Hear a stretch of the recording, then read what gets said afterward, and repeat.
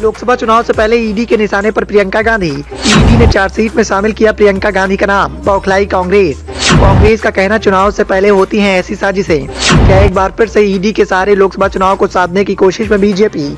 आगामी लोकसभा चुनाव को देखते हुए लगातार बीजेपी और कांग्रेस के खेमे में जद्दोजहद देखने को मिल रही है। कांग्रेस और बीजेपी के बीच में मुकाबला माना जा रहा है। कांग्रेस का खेमा लगातार लोकसभा चुनाव की नजदीकियों के बीच में सतर्क दिखाई दे रहा है।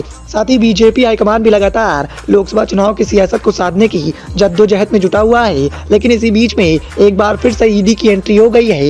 ईडी की एंट्री मात्र से बीजेपी सवालों के घेरे में दिखाई दे रही है। लगातार कांग्रेस और विपक्ष के द्वारा इस बात को लेकर सवाल खड़े किए जा रहे हैं कि चुनाव की नजदीकियों के बीच में भारतीय जनता पार्टी ने एक बार फिर से ईडी का इस्तेमाल किया है। हरियाणा में एक जमीन खरीद के मामले से जुड़े मनी लॉन्ड्रिंग के आरोपों में प्रियंका गांधी का नाम भी शामिल किया गया है। ईडी ने अपनी चार्जशीट में इन लोगों का नाम दाखिल किया है, जिससे प्रियंका गांधी की मुश्किलें बढ़ती हुई दिखाई दे रही हैं। वहीं कांग्रेस का कहना है कि चुनाव से पहले भारतीय जनता पार्टी ऐसी साजिशें करती रहती है। गुरुवार को हिमाचल के सीएम सुखविंदर सिंह सुक्खू, कर्नाटक के deputy CM DK Shivakumar, party media cell के चेयरमैन पवन खेड़ा ने कहा कि इसमें कोई दम नहीं है, ये भारतीय जनता पार्टी की एक साजिश है। आम आदमी पार्टी के प्रवक्ता प्रियंका कक्कड़ ने कहा कि ईडी तो लगातार विपक्ष के नेताओं को निशाना बना ही रही है, लेकिन ये बात ध्यान रखने की है कि जब तक कोई दोषी साबित नहीं होता है तब तक वह बेगुनाह होता है। ईडी ने चार्जशीट में इस बात का दावा किया है कि प्रियंका गांधी ने हरियाणा में दिल्ली के एक real estate agent HL Pahwa से 5 एकड़ कृषि योग्य भूमि खरीदी थी।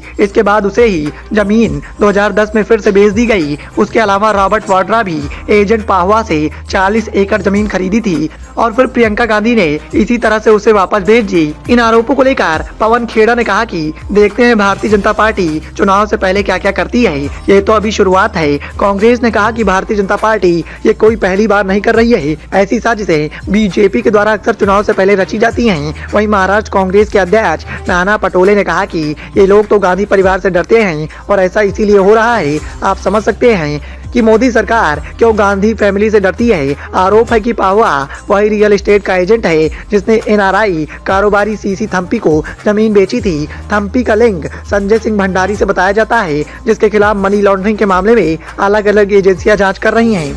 लोकसभा चुनाव से पहले प्रियंका गांधी की मुश्किलें बढ़ती हुई दिखाई दे रही हैं। हालांकि भले ही कांग्रेस हाईकमान के द्वारा इस बात को लेकर जवाबदेही पेश की जा रही हो कि चुनाव से पहले ऐसी साजिशें रची जा रही हैं, लेकिन जिस तरीके से ईडी के द्वारा बड़ा खेला किया गया है उससे एक बात तो तय है कि चुनाव से पहले प्रियंका गांधी की मुश्किलें काफी बढ़ सकती हैं। साथ ही चुनाव में भी इसका असर देखने को मिल सकता है।